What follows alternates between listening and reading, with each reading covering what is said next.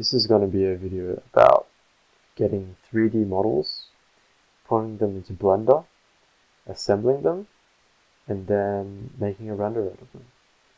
So to start off with, the folder that I'll be working out of is this one, with 3 individual models of different parts, and then one assembled one, a complete one. These are probably just going to be for just in cases, and I'm mostly going to be working out of this complete assembled version. I've got the latest version of Blender, it's free, you can get it, and this is a completely new document, so let's start from here. I'm going to turn on and add on screencast keys, or it might be somewhere down here.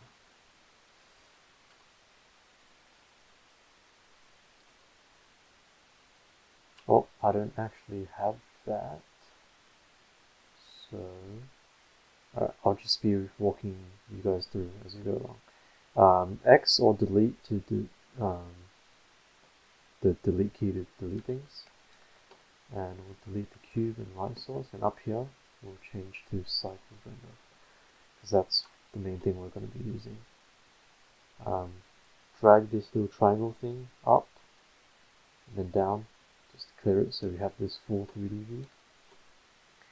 And then what's ideal is that we go to the scene settings, change it to centimeters and metric, and this will make everything weird. So hit N or this little cross and go to view and change the clipping ending to 1 kilometer for now, so that we don't get that weird disappearing stuff on our screen. Okay, now that we did that, we can close that by pressing N, close the side by pressing T, and then we can go to File, Import, and whichever type of file you have. So I have an STL, and I'll pick the complete one. Now the orientation is kind of weird, so what I'm going to do is I'm going to rotate it about the x-axis. So press R, then press X once, R once, and then X once, and then type in 90, and we'll have that straight now. And then if we hit numpad 3 to go into side view, see that the wheels aren't actually touching the ground plane where all these grid lines are. So what we'll do is we'll press G to move, Z once to make it so that we only move it in one direction, then get it looking kind of right. And you can zoom in pretty far by just scrolling in, and you can drag that down and make that fit better, and for all intents and purposes that's going to be good enough. So now that we have that set up, we can Shift A and add a ground plane and scale this to 8. And now we have our basic scene. If you hit Shift Z, you can get a preview of what the render is looking like so far. This is it. If you press numpad 0, you can look at it from the camera's perspective, and we're kind of in a weird position now. So I'm going to zoom out, select the camera, and then press 0, so that when I go into this cube icon here, which is the select object, I can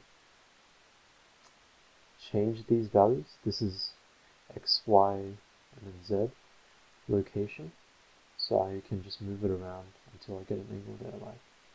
You can see that it's doing some weird disappearing thing now. So what you do is you click the camera icon here, and then you change the clipping end to 1 kilometer again. And now you can see the ground plane, which is not being hidden anymore. So I'm going to keep adjusting these camera position values so that we can get a desirable angle. This is rotation, by the way.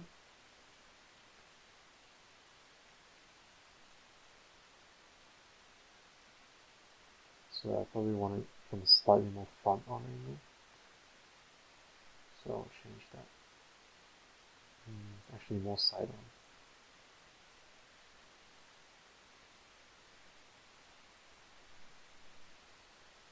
on. And just keep adjusting it until you get something that you like.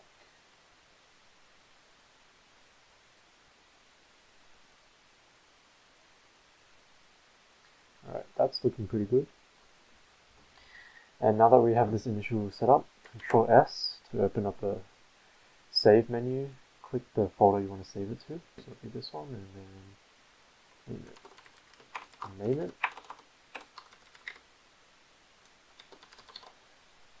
And then save the Blender file. Okay, from here, we want to be able to change the materials on the different parts of the car so that we can get a good looking render. And now actually before anything, what I'm going to do is hop into render view, click my, actually what was I going to do? I was going to set up the scene, so head to the world icon, use nodes, change the color to completely black, and then we're going to duplicate this by pressing Shift D, moving it, rotating it along X, moving it up, and then moving it down, rotating it again, and having that big light. That's not a light yet, that's just a normal object and we can't see anything because the background has no light, and that's intentional. You select that, go to this weird circle thing, add a new material, and from here you go click on the type of surface it has, and then we'll go down to emission, and that's what will give it a light material. So hop into Shift Z, that's quite bright, so we'll change it to 10 maybe, and that seems to be working fine. We're going to need, because of this darkness at the front, we're going to need to duplicate this by pressing Shift D again, moving it here, and then rotating it on X so it's facing down and towards the car. And now it should be brighter at the front as well, and that's good. I'm going to actually head to the render settings, this camera icon, change it to GPU because that will be faster, and click border because that will be faster as well. So now I'll only render inside here, and it will render faster, or preview faster rather. Now we have a basic scene set up, and what I want to do now is make it so that we can't see the horizon. And the way I'm going to do that is, might be a little strange to follow, but I'm going to press Tab. If you don't have this menu, I'm going to go down here and head to edit mode, and this is where you can edit geometry, this plane, whatever you've selected more in a more refined way. So I'm going to select everything, hit W, it's going to bring this menu, I'm going to click subdivide, and do that a few times, and that should be enough. So we'll head back to object mode, or if you're in edit mode, object mode, down there, select this plane and hit Control 2. This is going to give it a subdivision surface. Oh, actually, I've done this in the wrong order. Okay, go to the toolbar, that's where the modifiers are. Delete that, go into here, and then, alright, gotta start again. Recreate the ground plane, scale it up 8 times to fill the grid. We'll subdivide it first with Control 2, so we get a circle. Change the view up to 3 and apply it. So now when we go into edit mode, we'll have a little circle. And now we can subdivide it. Get out here, scale it maybe to twice its size. Oh, and by the way I'm doing that is hitting S and then going 0.5. Or S and then typing in the number. The number is how much you want to scale it by. Now we'll go into edit mode. Press A to deselect everything. Oh yeah, that was another thing I think I forgot to say. You press just A to select everything and deselect everything. So now I want to go to one of these outer vertices, hold Alt and click on one of the edges. That will only select a finger corner. So hold Shift Alt and then click on the outside. So you select everything. And now what you want to do is go down here and enable proportional editing to change the fall off the sharp. And then when you drag, you should see a circle. And when you scroll, it will change the size of the circle, and it will show. And you'll be able to see how that affects the vertices around it. And actually, because the background is only these two quarters, I'm going to deselect these two back here by alt-clicking again. So you should only have those two selected. And drag them up, and you should form a curve. And when we're in camera, you can't see the horizon or the curve really. And to make that smoother, I'm just going to Control 2 again. Get this menu up, so when we're in a preview, you can't see the edges. And to make that even more smooth, open this menu up, change the shading to smooth, and that should make all the vertices, all the edges smoother. Press T to close that, and right now it's looking like this. I'll keep that there for now. And right now the floor and the backdrop is quite bright, so I want to change that. While you have this selected, head to the materials menu and add a new one. For this, you want to choose principled BSDF. Don't worry about what that is in all these settings.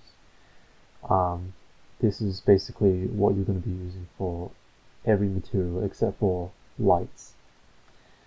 And select this again, and then we'll change the base color to black, darkest it can go, and we'll change the roughness to 1, so it's very rough. And now what it looks like is this.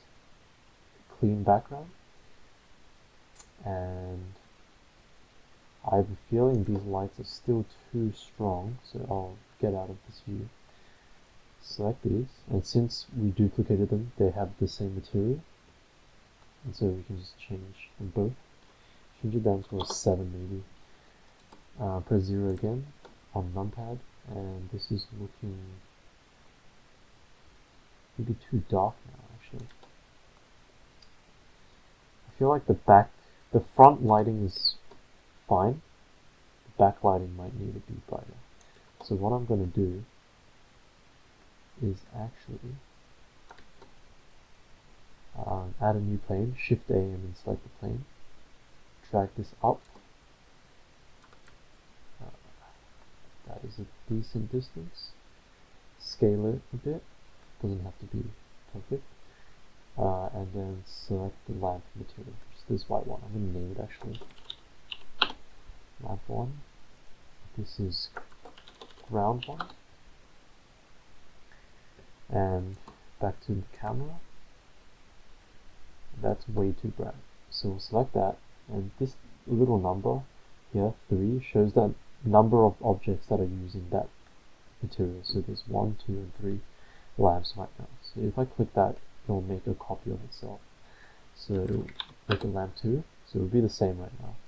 It's too bright, so we'll turn it down to maybe like 4, around that level. Oops, select up a bit maybe, head back here. That's still maybe a bit bright. Oh, and there's one thing I've forgotten. Head to the scene settings again, color management, view, under render, and then film it. And that's going to make everything look more balanced.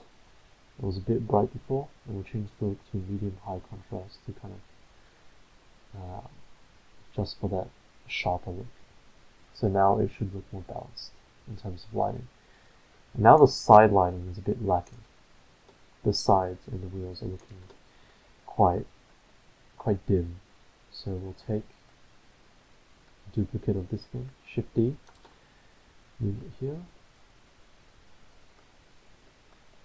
down here, rotate it on the Z axis so it's facing this way.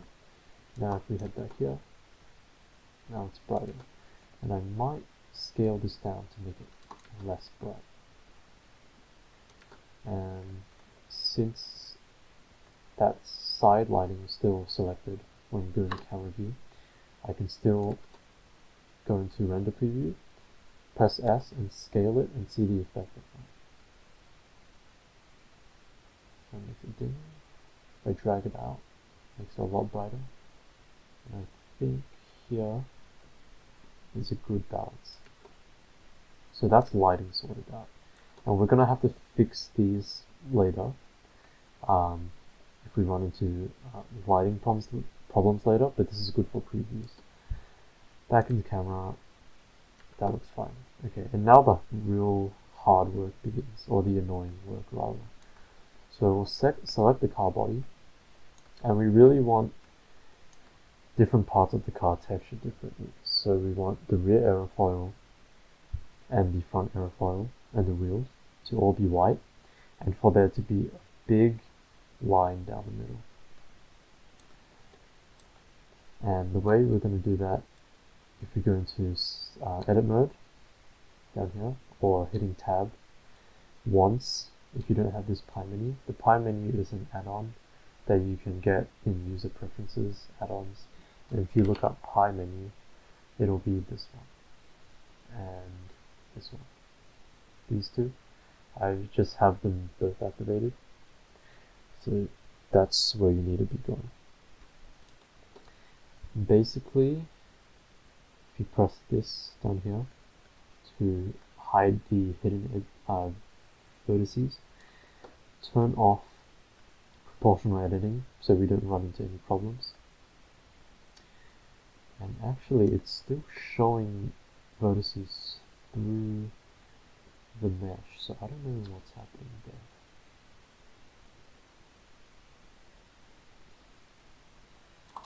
That's curious. Not sure, but we'll have to live with it. So what we want to do is we want to select the wheels and separate them from the body. So what I'm going to do is I'm probably going to press C, and this is a brush select, so you can select everything that's inside the circle. Hold shift to deselect, and then just paint in all the you have to press escape to get out of it.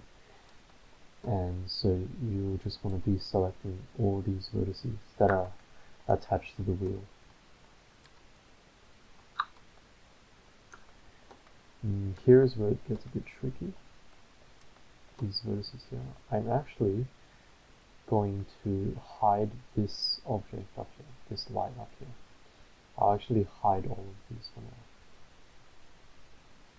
so we can edit this better. And we'll just keep selecting all the vertices with this brush. And I might time lapse this so it goes faster.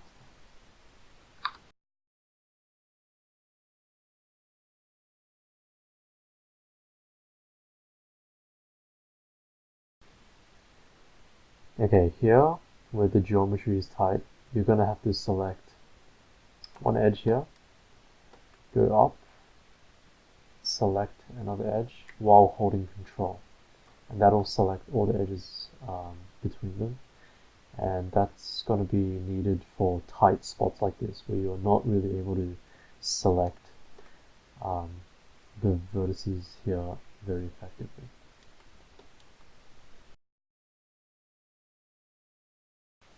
And I'm just realizing now this is a much faster way of selecting every vertex in a that are connected. You just select one edge down here, go up and select another one,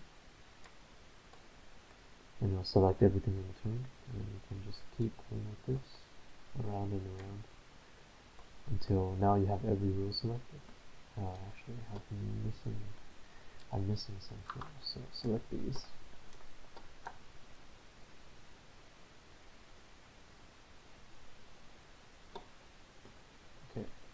I've just been moving them around to check that I've actually been selecting the wheels properly. Now that we have them all selected, hit P and then hit selection, and this is going to separate them to a separate object. Notice that I can't edit them in this view anymore. So we'll tab out of edit mode, we'll select the wheels, and now we have these, and we can assign them a new material, which is going to be glossy white. So out here, go back to the materials tab, add a new material, principled again, roughness at 0, that's fine for a glossy material, base color white, drag it all the way up. Oh yeah, I've hidden these planes while I was editing. But now they have a different material from the car, which we can assign a material, a glossy black. And make this principled black and full glossy, so 0 roughness. Now, this is what it looks like. Now this might actually be too shiny. It's perfectly shiny and nothing in real life is this shiny. So we'll want to give it a little bit of roughness, so maybe 0.1. I think that's still too much. Maybe 0.2. Maybe 0.15. Just play around with that until you get what you want. And that should be fine. So now we have these two materials. Now we have to separate the aerofoil and the two aerofoils. And I've just switched to perspective mode by hitting numpad 5. And the way I'm going to be doing this is simply by first selecting all the faces that have got to do with the rear aerofoil and the front aerofoil. So I'm actually going to turn on this, which allows me to select things through other things. I'm going to hit numpad 3 to get into side view, press numpad 5 to get into orthogonal, and I'm just going to hit C and select all the faces that are associated with the front aerofoil. And just make sure you're not missing any. Select these, which I assume are all part of the aerofoil. Just checking. And select all of these as well.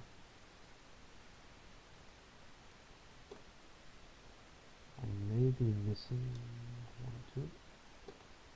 And we can check by pressing G and moving it that we have in fact only selected the front aerofoil materials.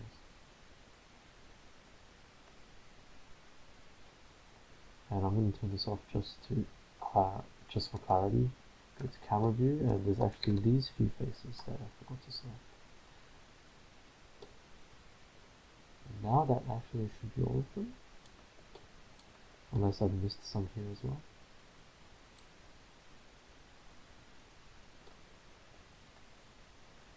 Okay, keep getting blocked. Okay, perspective again, and that should be fine. Notice that these faces at the bottom actually extend to the back, but since we can't see them from camera view anyway, it won't matter. And what I'm actually going to do is drag this panel down, add a new one, press the plus button, and select the glossy white that we made, which would be this material 001. Let's just remove that. And we'll hit assign. And if we hit Shift Z for preview, the front aerofoil should now be white. Yeah. So that's good. That's what we wanted. And now we'll do the same for the rear aerofoil, except it seems much harder to select properly. So what I want to do, go to vertex select mode, which can be changed down here as well, using these 3 things. Vertex, edge, and face. And select all the vertices that have got to do with this tube right here. Hitting Control again to select all the contiguous vertices. And we can actually move them in the Y direction down here. that will let us. I'm actually going to deselect these ones. Actually, no, that should be fine. Actually, no. If I drag them too far, that's going to cause weird stuff to go on here. So I'll deselect these two, and you can just slide them down here. And that'll make the rear aerofoil section slimmer and less noticeable. Now what we can do is head into face selection and start selecting all these faces that have got to do with the rear aerofoil. So using that control method once again, holding control, going down and selecting a face, which lets us, oops, I've accidentally selected these wheels, so I'll just tab back in, and continue selecting these faces, which I'll probably time lapse again.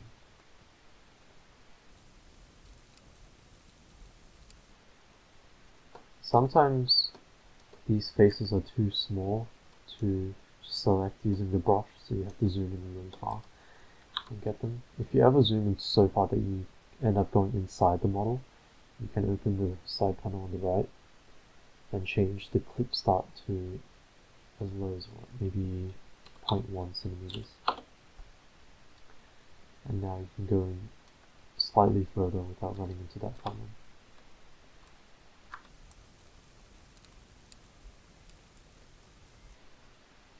Don't have to worry too much about the inside.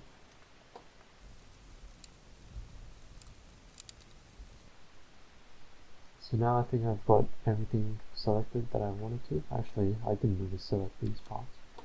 So I'll shift click to deselect those. And I can press the glossy white and hit assign again. And now if we tab out, camera view, like this, we've had a good beginning. We've had all the parts that we wanted white, they're white. All the parts that we want black, they're black. And so it's going pretty well so far. Now, the hard part is making that line go down the middle. It's actually a very hard process. And I'm going to start by actually hiding these wheels by pressing H while selecting them.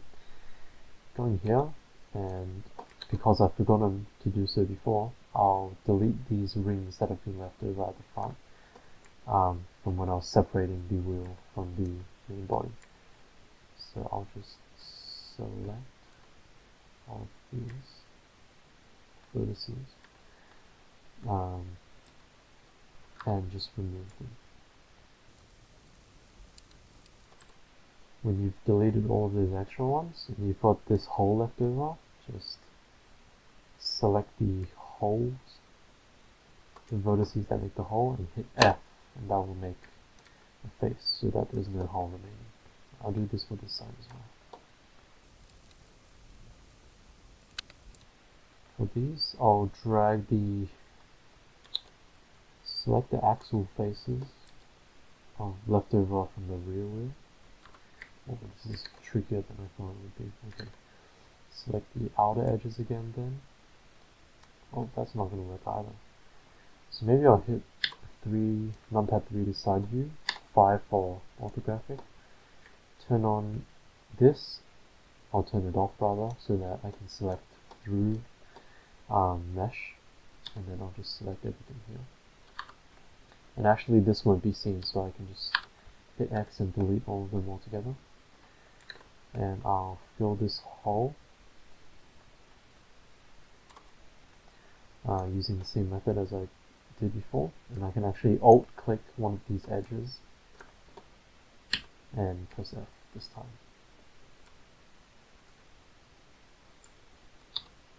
Okay, so now we have just the body by itself, which is pretty good. Now we go to the wheels again. These actually have holes in them. I didn't notice in the render before. So we'll select the outer vertices, press F to fill them, and do this. Actually, this is not seen, but I'll do it anyway just for completeness.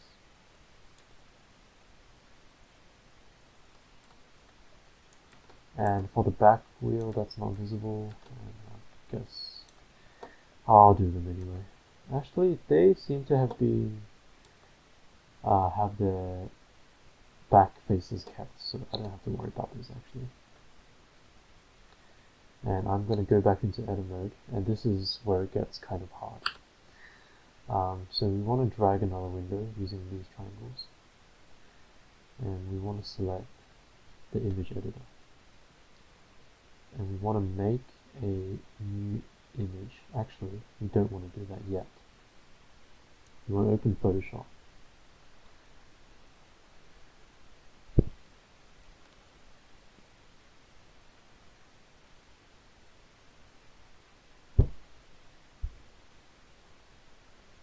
And once we're in, we want to create new and make a 4K document.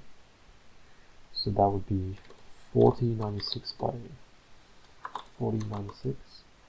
72 is good for pixel density, and black background content is good. So we'll create that. And first thing we should do is save it. File,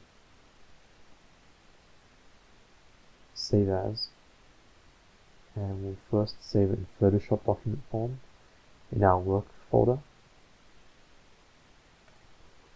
and then we'll Control Shift S. Oh, I forgot to name it actually. Well, that would be fine. It's just called Untitled.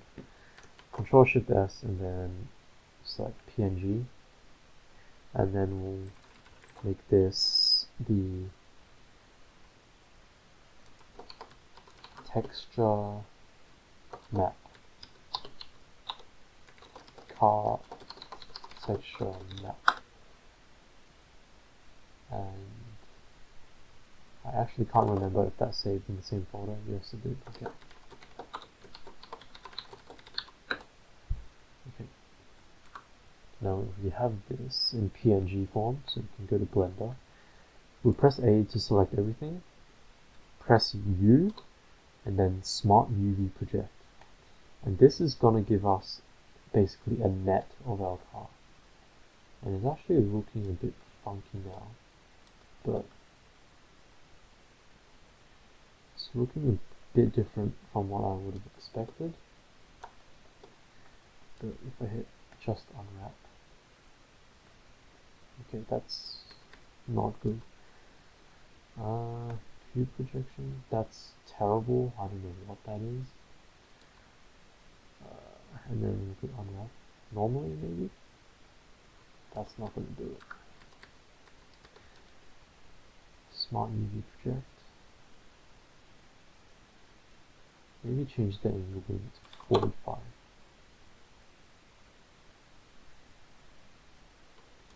And this is looking slightly more like what I was expecting. And this is a net or a map of all the faces of our car. So these up here are the top two vertices at the tip right here. I'm just gonna move them down by pressing G and then Y, moving them down a bit. So it's separate from that other section, which I'm assuming is the side over here because of its shape. Or actually, that would be the back actually. And what we want to do is go down here to UVs, export UV layout. We're in the directory. Change the name to car UV, and we'll make it a very high resolution image, maybe 8K. So you can type in asterisk and then 8, and it'll do the math for you. And that's a good size. So we'll export it. Might take a while because it's a very high resolution image. Oh, it's actually not responding. Hopefully it doesn't crash on me.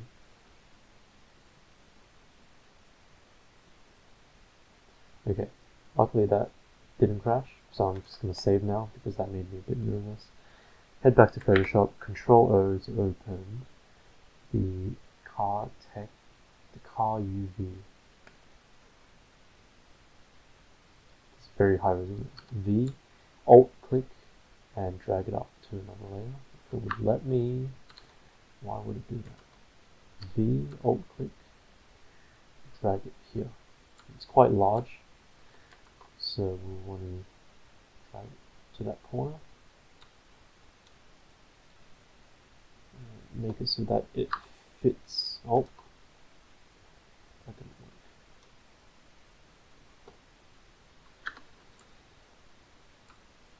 Working with this image might be a bit slow because it's a relatively large file with opacity. Why is it not snapping? Oh, there we go. And that should be fine. So what we want to do now is we want to see that this front area, this area here, is the entire body of the car. The top over here, I'm assuming, because of these shapes. And so what I'm going to do is I'm going to make a very long and thin rectangular selection. Actually going to make it quite long. And I'm going to move it so that it aligns with the center of this net over here, and drag it down so that it doesn't hit the other part. And line it up with the middle. That looks about right. You can check over here if it's in the middle. Does it hit both sides at the same time? I think that's good enough. So that's a good selection. So I'm going to make a new layer. This is the UV layer, the net. This is the layer we're going to be adding stuff on. So in your background color, select the color you want. I've selected this purple, and I'm going to Control backspace. And this is going to add that purple strip to the car that we want. And this is going to become clear what we're doing later, in just a bit. So we want to hide this UV layer, and we might actually just delete it. And we'll hit Control Shift S to save as, and then replace that PNG. Oh. What have I done?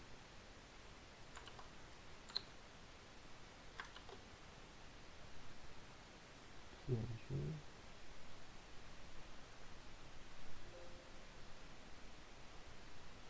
That document is already open. Alright, I would maybe just save it as a different name. Let's call it car texture net 2. Oh, I didn't save it as a PNG.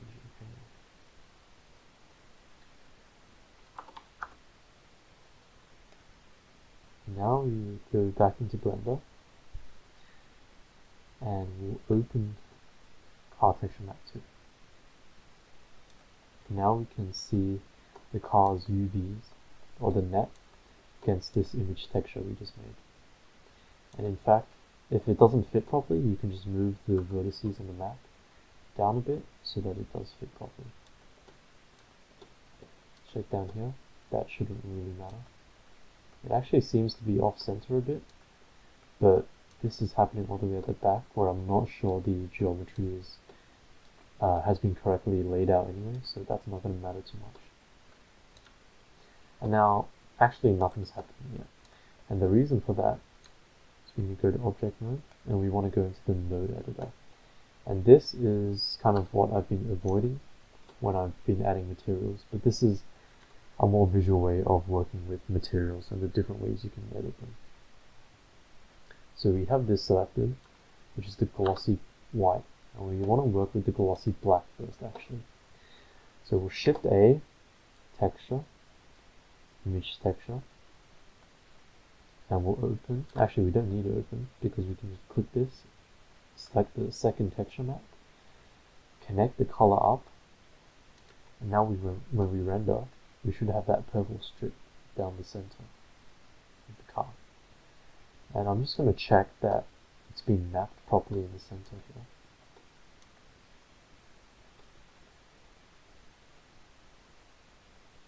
And it seems like it actually really hasn't been. What about from this view? So fortunately from the camera view, that imperfection there is hidden, so we won't actually have to worry about that too much. So this is fine. The real issue is getting it to work with the white part, the white material parts. And it's challenging because the reason why we can just plug this texture in is because the texture's background is black. And we really want to avoid kind of like having more than one image when we're working like this with materials. So what I'm going to do actually is go to glossy white, the material, and we can edit that material from here. So I'm going to add the same image texture. And when I connect it up, I will have that line running through, but the background is going to be black. And the way we're going to work around that is to, I'm actually going to go into, select that circle and then click material, and I can see how I'm going. So I'll Shift A, converter, and a color ramp. This basically lets you edit the colors that are coming out of the texture. And it works pretty well when there's only two colors.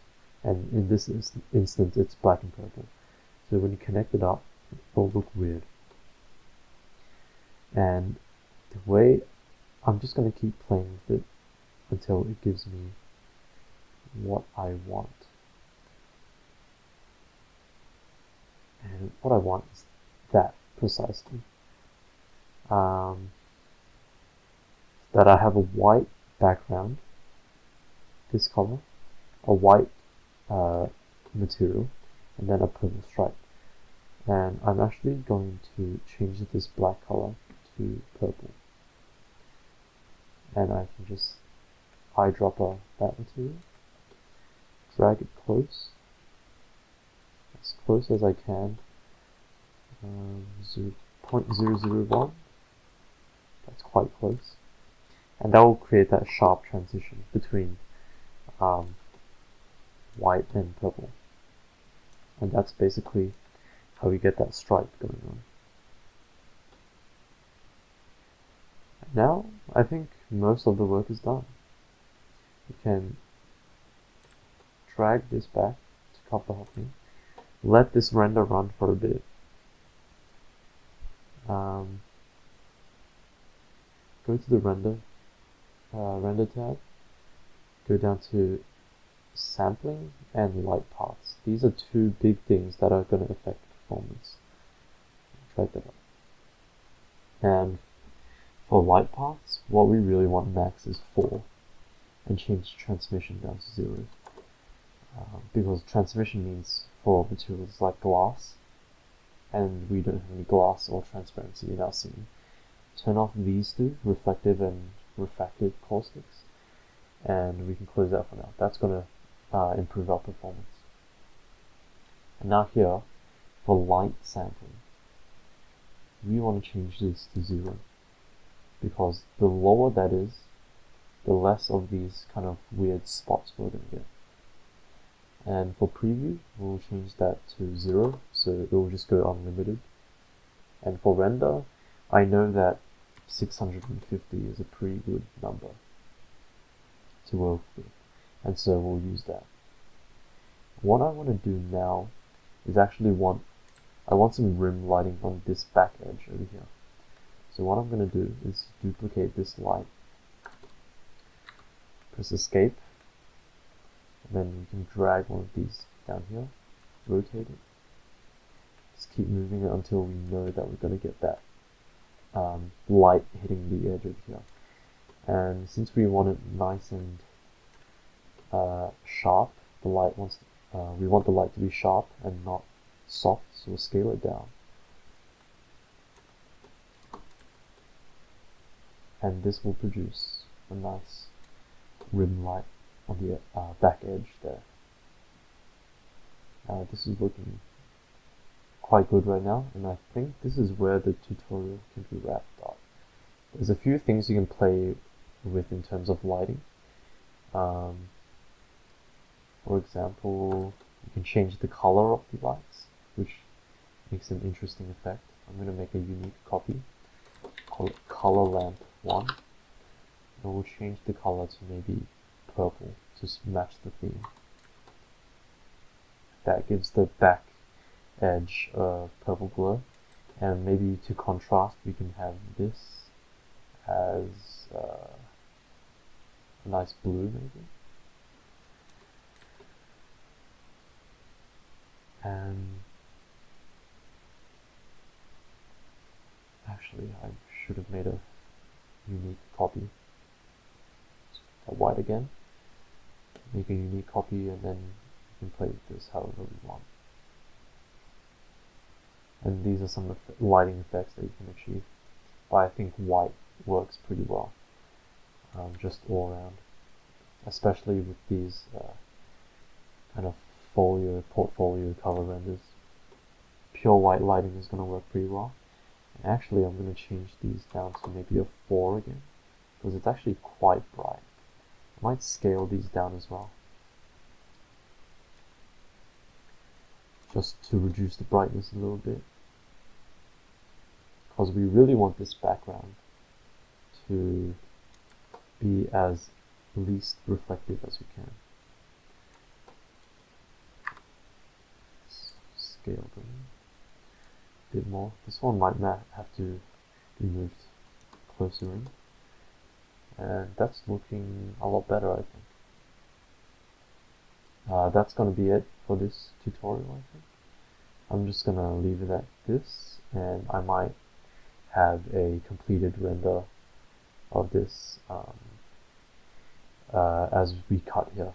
Actually, one last thing is that in this scene tab, I can go down here and tick denoising, and basically what this is going to do is going to clear up some of these in post-processing, so that we can render at a lower sample rate, like 650, and still get smooth shadows.